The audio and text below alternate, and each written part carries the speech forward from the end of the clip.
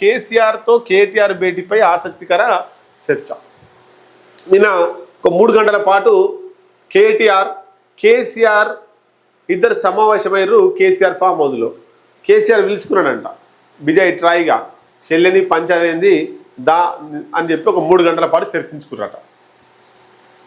మరి కేసీఆర్కి కవితకు మాటలు లేక లెటర్ రాసిందా, లేదా నిజంగానే మాటలు ఉన్నాయా, ఈ తెలంగాణ రాష్ట్ర ప్రజల్ని మభ్యపెడుతున్నారా, ఈ విషయం తేలాల్సి ఉంది.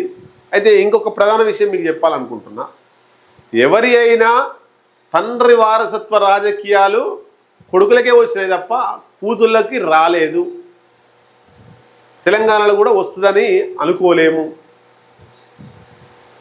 ఇక మన ఆంధ్రప్రదేశ్కి సంబంధించి మాజీ సీఎం జగన్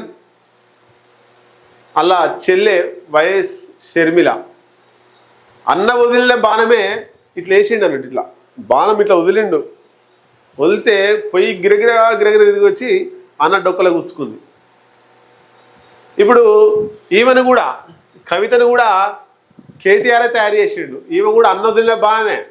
ఈమె కూడా బాణం వదిలితే పోయి మళ్ళీ వచ్చి కేటీఆర్ డొక్కలను గుచ్చుకునే ప్రమాదం కనబడుతుంది మనకు. అంటే వైఎస్ షర్మిల ఎట్లయితే తన అన్న మీద ఫైట్ చేసి అన్న ఓడిపోవాలని కక్షగట్టి మొత్తం ఆస్తి పంపకాలు, మొత్తం రాజకీయ పంపకాల కాడికి వచ్చినాయి. అన్న ముఖ్యమంత్రి ఓడగొట్ట కాడికే వచ్చింది. ఈడ కూడా మరి ఆస్తి పంపకాలు అయితే నన్ను అడిగితే కేటీఆర్ జరా కవితను పిలుచుకొని ఆమె ఎన్ని కోట్లు అడిగిందో ఇంకొక 2-3 కోట్లు ఎక్కువ ఇచ్చి పంపిస్తే నీకు లొల్లే ఉండదు. ఆస్తి పంపకాలు కాదు, రాజకీయ వారసత్వమే అంటే ఇక కూర్చొని మాట్లాడుకోవాల్సిందే. లేకపోతే ఈ ఇంటి గుట్టంతా కవితకు తెలుసు, కాబట్టి కవిత ఏం నోరు విప్పినా కూడా బీఆర్ఎస్ పార్టీ ఈ పరిస్థితిలో 0 అవుతుంది. ఇప్పటికే కేసీఆర్ నోరు మీద చెప్తలేడు, ఫామ్ హౌస్లో అనుకుంటున్నాడు, అసెంబ్లీకి పోతలేడు, ఇంట్లో పంచాయతీ కూడా చెప్తలేడు అని నడుస్తుంది. ఇక కేసీఆర్ కవిత పుసుకున్న వేరే పార్టీలకు పోయి లేకపోతే కొత్త పార్టీ పెట్టి ఈ కేటీఆర్ మీద కేసీఆర్ మీద విమర్శలు చేసింది అనుకోండి, ఆడ జగన్కి ఏం గతి పట్టిందో వీళ్ళకి కూడా గిదే గతి పడుతుంది. కాబట్టి అన్న వదిలేలా బాణాలు గిర్రమని తిరిగి వచ్చి అన్న కడుపులలో గుచ్చుకుంటున్నాయి.